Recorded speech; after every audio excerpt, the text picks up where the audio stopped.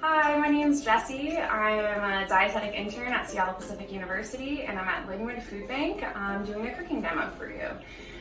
We are recognizing Hispanic Heritage Month, so I have a recipe from Salvador we're doing pupusas and curtido.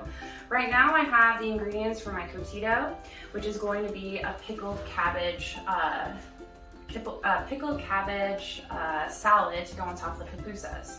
I already have some cabbage chopped, as you can see, pretty thin pieces so that it pickles quickly. I have some water boiling for my pickling solution, and I also have some vinegar here that I'm going to add to it. This is going to be the component that helps pickle the vegetables that we're using today. I'm going to add my apple cider vinegar. I also have a little bit of salt that I'm going to put in there as well. Give that a stir so the salt dissolves in the solution.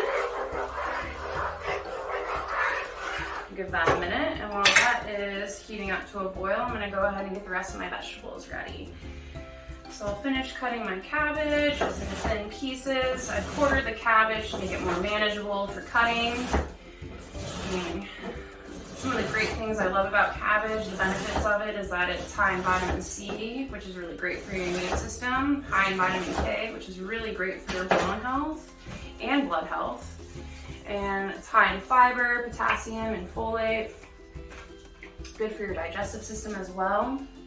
I'm also going to be adding some carrot to my pickled salad. And it says to call for thinly sliced cut pieces, but instead I'm going to use a peeler, which will give me a pretty nice consistency and size. And if you don't necessarily have the knife skills to cut carrots in a very thin manner, this is a great little hack. Carrots are really great because they're high in beta carotene. That's how they get their orange color. And carrots are notoriously good for eye health and vision. So we'll go ahead and throw these ribbons in there.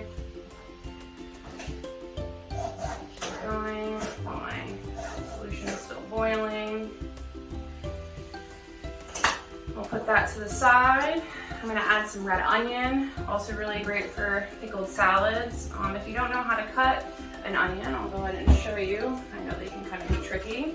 So I have a half of an onion, I cut it like so, and I'm going to cut off the ends and do very thin slices by starting at the very edge of the onion. Be careful of your fingers, the curling technique is always good. Just start going from the side,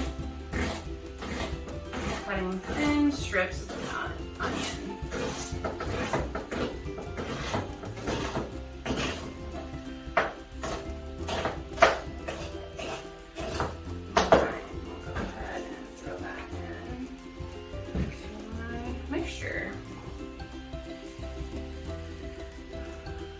Last thing that we're going to be adding vegetable-wise for a little spice and flavor is a nice serrano pepper for a little bit of heat. And I'm just gonna very small discs to throw in there. The things that make peppers the most spicy is actually going to be those seeds. So if you are sensitive to spice, by removing the seeds from the pepper helps reduce the spice level. Alright, so I have my pickled vegetable mixture here of the carrots, cabbage, and red onion and serrano chili pepper. My pickling solution is ready. I'm going to go ahead and dump it over vegetables. Alright. Do that. This is a nice quick pickling method to use. A lot of the time when I'm pickling vegetables, I just do a vinegar, a little bit of salt and sugar, and you're good to go, and let it cool down and refrigerate overnight, and you have an instant pickle. I'm also throwing in some oregano for a little bit of flavor as well. Oregano is a really good antioxidant and anti-inflammatory. I'm just gonna toss the cabbage in the pickling solution. So it's evenly coated. And we'll get all those vegetables to do a nice quick pickle for our garnish for our pupusas. All right, so there's the curtido, and it needs to cool down for about an hour, and then it'll be ready to go. All right, so now that we have our curtido in the process of pickling, I'm gonna go ahead and make my pupusas. Pupusas, like I said, are a Salvadorian recipe, and all it requires is really just masa, water, a little bit of oil, and then your choice of filling. Today, I'm just using some vegetarian refried beans and a little bit of cheese.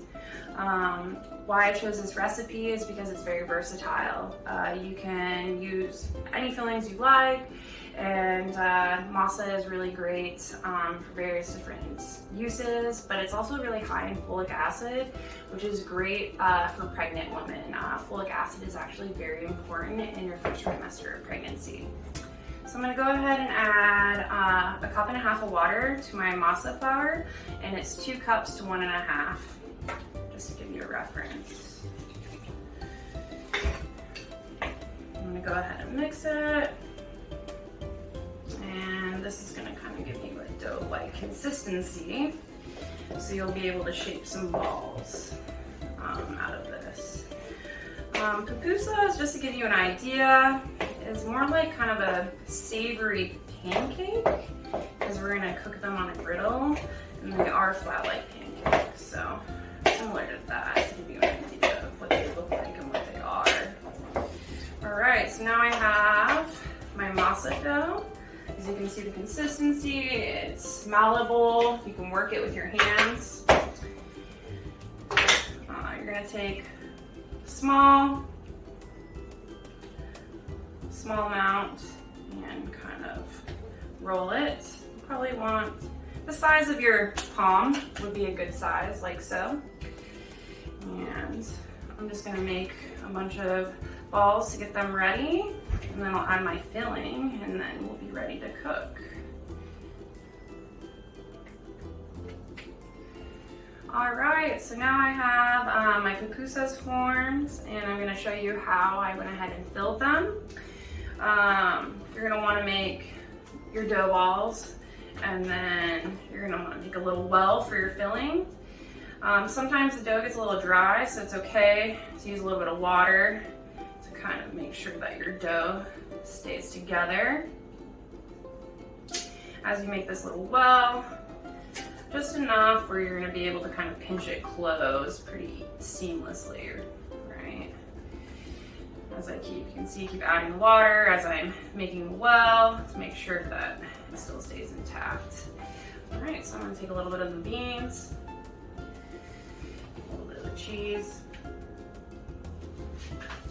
and then we're gonna go ahead and pinch, using that water as our binding agent.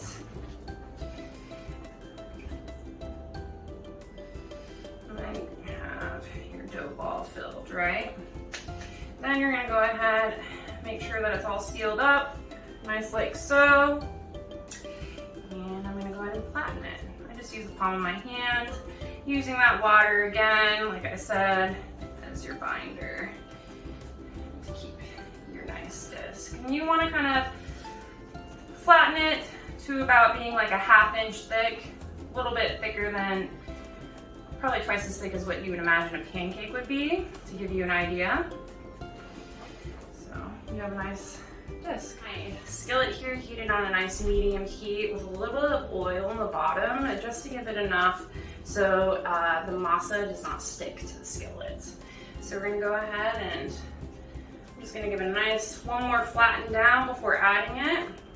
That way, you know, it's thin enough to cook all the way through. I'm gonna go ahead and add it to my skillet. And we can repeat this process with all of them. I believe with the size of skillet that I have, we'll be able to cook about 6 in this right now.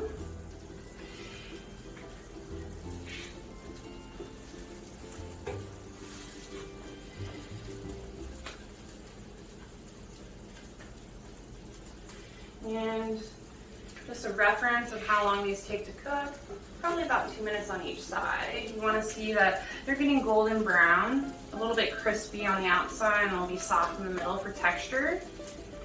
But it's also personal preference too. You can probably let it go a little bit longer if you want a little bit more crispy. There's no harm. Alright, so I have my first batch of pupusas cooking on its first side. Like I said, you're gonna want to get it to kind of like a golden brown. About 2 to 3 minutes depending on your skillet and how it's cooking. But I'm gonna go ahead and flip my first one and kind of show you. As you can see, it's a little golden brown, kind of crisp on texture. And I'm gonna go ahead and flip all these guys as they're ready. But this is all personal preference, as I said. Some people like it a little bit more crispy and golden brown. It's up to you and how you feel you would like to make it.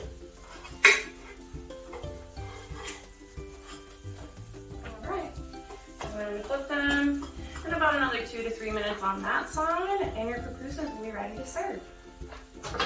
Alright, so it looks like our pupusas have finally cooked evenly on both sides. They're a nice golden brown on both, have a nice crust on them.